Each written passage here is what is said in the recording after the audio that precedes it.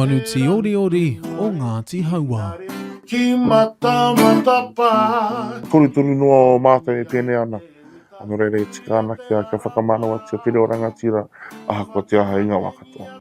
E whakarite ana Rākai Whauwhau me tōna kai hautu Pūkōrero a Dallas Reti Taukiri ki te whakarewa i tōna kōpai waiata tuatahi. Whakapono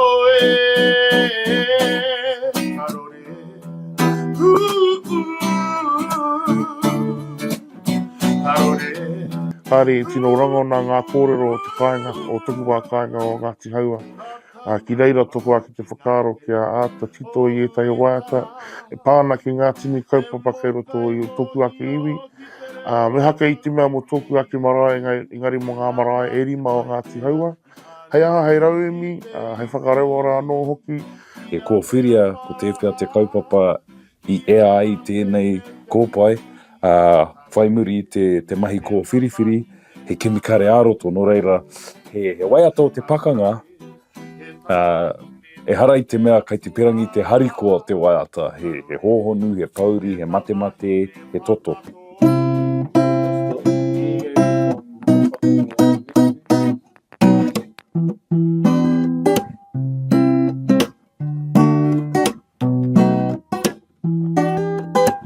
Kua roa tēnei uri o Ngāti Tamate rā e mahi ana me te ao Pūkōrero. Ko whai wāhi ia ki ngā āhuatanga huhua. Me ki, he hohonu, tāna ke te mātauranga. I hui tahi māua ko Rākai, i mauria mai ia i ona kaupapa, āhua, iwa rānei ngā waiata i tuhia. Ko tā māua he wānanga hia, he kimi hia i ngā waiata, i ngā kaupapa kōrero. Ko ia tētahi kurahina i roto i te ao Pūkōrero, o toku ao Pūkōrero, ka kaha noho i ngā tahataha. Tino nui ngā pukinga, he's played for Catch a Fire, House of Shame, all over the world. He taonga te reo waiata a Rākai Whauwhau nā tōna pāpā a Adam Whauwhau, he tautōhito i te ao waiata Māori. Wai hoki ko tōna kuia a te rita ki te ao kapahaka.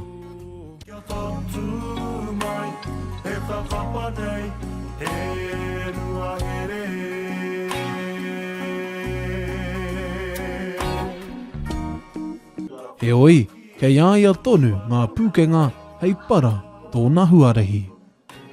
Anō reira, ko tauta wairua kua rite ki te hora ki te ao, me te mea no hoke e hikaka ana ki te kawe tonu i nei mahi. Tarore.